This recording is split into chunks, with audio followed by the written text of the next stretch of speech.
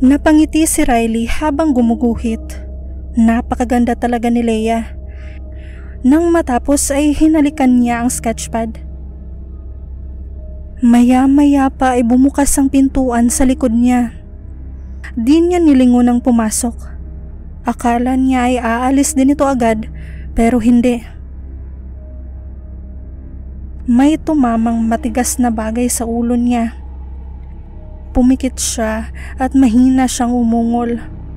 Araw-araw na lang talagang may bumabato sa kanya. Malakas siyang nagmura. Tumayo siya at hinanap ang taong bumato sa kanya. Nakita niya si Leo sa pintuan na may hawak na sapatos. Nakangisi ito. Napabuntong hininga siya. Ano na naman ba ang ginawa niya sa araw na yon at sinasaktan siya? Walang ano-ano ay binato siya nito sa muka. Napaatras siya dahil sa impact. Gumulong ang sapatos sa ilalim ng upuan niya. May isa pang sapatos sa gilid. Yun ata ang tumama sa ulo niya kanina. Mabilis niyang pinunasan ang dugong tumulo mula sa ilong. Napakasakit nun at muntik na siyang matumba dahil sa hilo. Gusto niyang sugurin si Leo at gantihan pero pinigilan niya ang sarili. Walang ya talaga ang kaklase niya. Napakasama nito. Akala niya ay tapos na ito at aalis na, pero hindi. Lumapit ito at hinambalos ang upuan niya na muntik nang masira. Lumipad ang bag at ang sketchpad niya na mabilis niyang pinulot. Uuwi na lang siya kaysa patulan ito. Nakita ni Leo ang nakaguhit sa sketchpad niya. Si Leia yon, ang kakambal ni Leo. Inagaw yon ni Leo at walang tigil na pinunit habang nakatingin sa kanya. Sungay na lang ang kulang sa malademonyong tawa nito. Bago ito lumabas ay binalaan siya nito na tigilan na ang pagpapantasya kay Leia. Dahil kahit kailan ay di siya magugustuhan ito. At kung di pa raw siya titigil sa kahibangan niya ay masasaktan siya. Pinunasan niya ang luha. Wala pa bang sasakit sa ginagawa nito? Padabog na sinara ni Leo ang pintuan ng classroom nila. Sana ay di na lang siya nanatili roon dahil wala naman na silang klase ng hapong yon. Gusto niya lang mapag-isa kaya nanatili siya roon. Araw-araw na pinapamukha ni Leo sa kanya na di siya bagay sa kapatid nito. Pati ang ibang estudyante at mga madre ay ganun din ang sinasabi na di niya dapat mahalin si Leia. Tanggap niya naman yun kahit masakit sa kanya. Dahil isa siyang babae na nagkagusto sa kapwa babae. Bawal yun sa Catholic school na pinapasukan niya. Huminga siya ng malalim. Nang mag-isa na siya sa silid ay malakas niyang minura si Leo. Inayos ni Riley ang mga upuan at sinalampak sa bag ang mga gamit pati na ang mga papel na nagkalat. Pinulot din niya ang lumang ballpen na bigay pa ng lolo niya. Tinitigan niya ito. May mga nakaukit na sulat dito na di niya maintindihan at nakakatakot ang itsura dahil sa madilim na aura nito. Pero di niya maintindihan kung bakit mas gusto niyang gamitin ito kaysa sa mga nabibiling ballpen sa labas ng eskwelahan. Siguro kasi parang alam ng ballpen ang nararamdaman niya. Parang buhay ito na nakikinig sa bawat guhit ng pagmamahal niya kay Leia kapag dinodrawing niya ang dalaga. Minsan nga pinaglalaruan siya ng imahinasyon kasi parang humihinga ang ballpen sa tuwing ginagamit niya.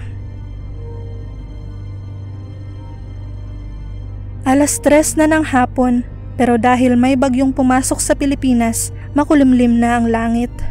Napakatahimik ng silid at nilalamig siya.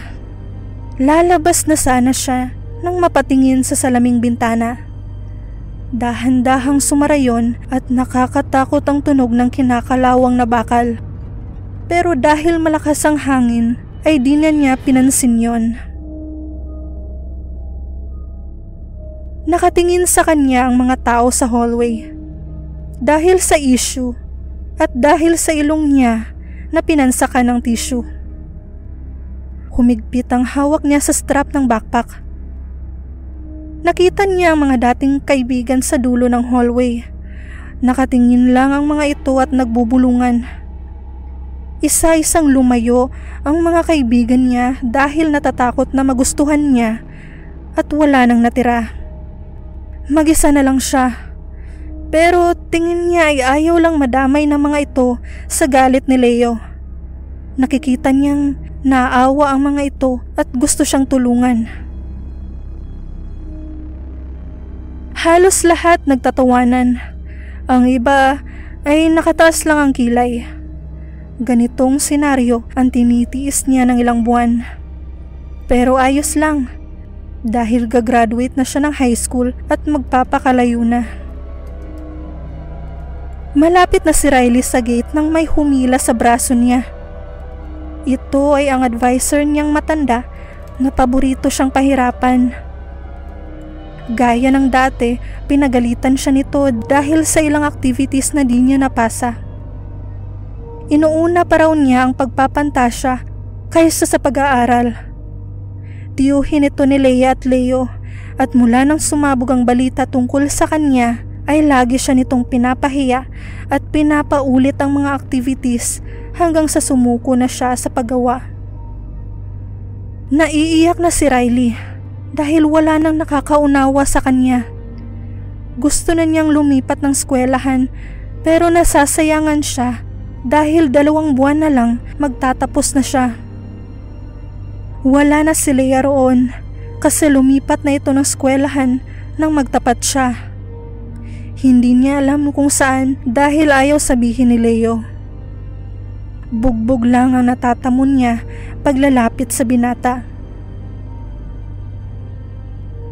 Kinalman niya ang sarili. Ayaw niyang gumawa ng eksena, lalo pa at nakapalibot ang ilang estudyante sa kanya. Humingi siya ng pasensya sa guro at umalis na. Sumigaw ito na ibabagsak siya pag di siya umayos. Nang makarating sa gate, napangiti siya dahil nakita niya ang lolo na kararating lang. Sa kaliwang kamay ay bitbit nito ang isang sako. Niyakap niya ito. Saglit siyang sumaya at nalimutan ang problema. Nagtaka siya nang di ngumiti ang lolo niya. Masayahin ito at madaldal pero nang hapong yon ay halos di ito nagsasalita. Nakatingin lang ito sa kanya at parang problemado. Mukhang pagod ito sa maghapong pag-aararo. Nagkwento siya habang nasa tricycle hanggang makarating ng bahay.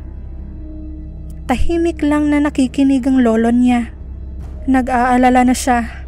Laging sagot ng lolo niya ay pagod lang ito at gustong magpahinga.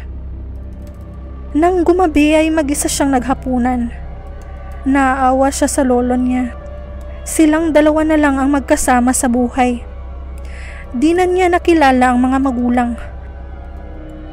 Ang kwento ng lolo niya ay nalulong sa bawal na gamot ang tatay niya. Bayolente raw ito at napaslang ang nanay niya.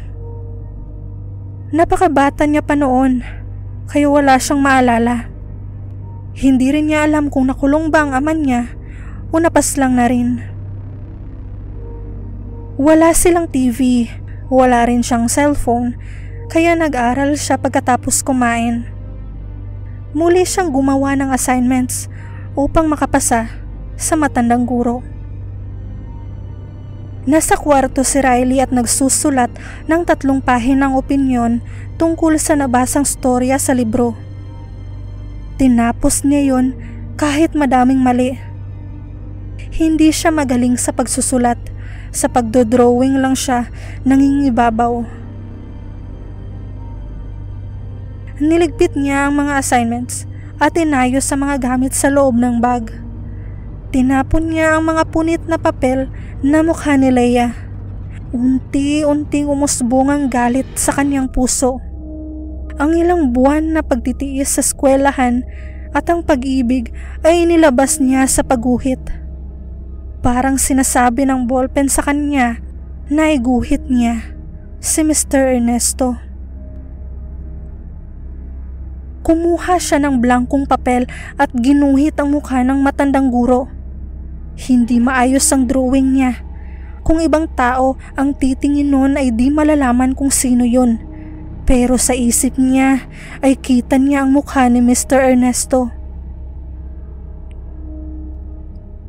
Lagi siyang pinapahirapan ng matanda. Gusto niya lang makapagtapos.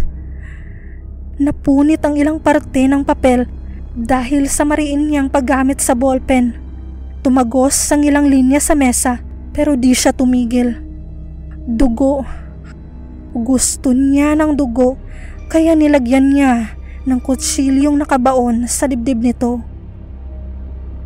Unti-unting lumapad ang ngiti ni Riley. Pawisan ang kamay niya at dumudulas ang ballpen. Excited siyang matapos ang drawing niya. Gusto niyang magkatotoo ito ngayon din o sa lalong madaling panahon. Para mawala na ang mga taong nananakit sa kanya. Para mawala na ang... Natigilan siya.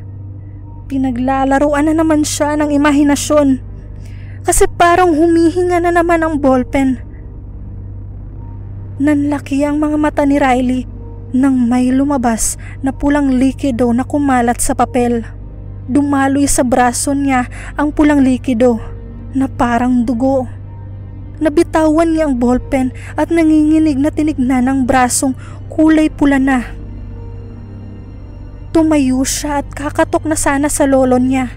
Pero nang tingnan niya muli ang lamesa, ay wala namang nangyari. Walang dugo sa papel at walang pulang likido na lumalabas sa dulo ng ballpen.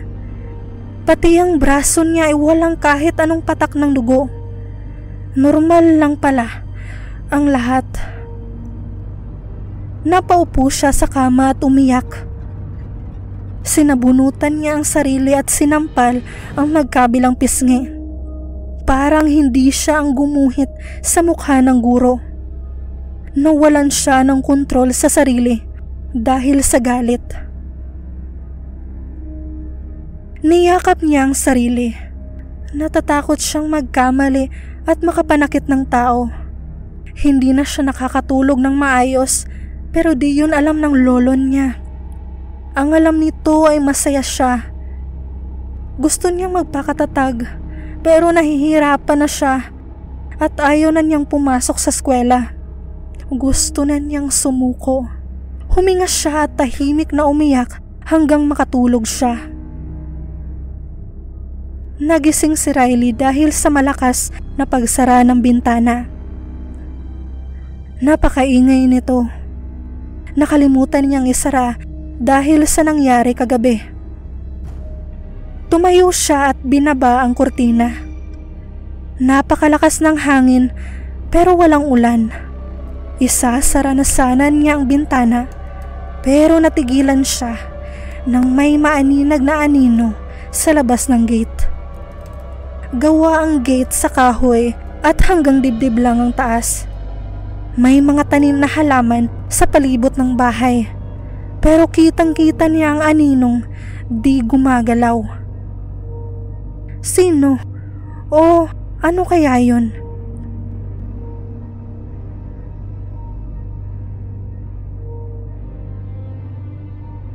Hello Sleepwalkers, ako po si Oni, ang writer at narrator sa channel na ito.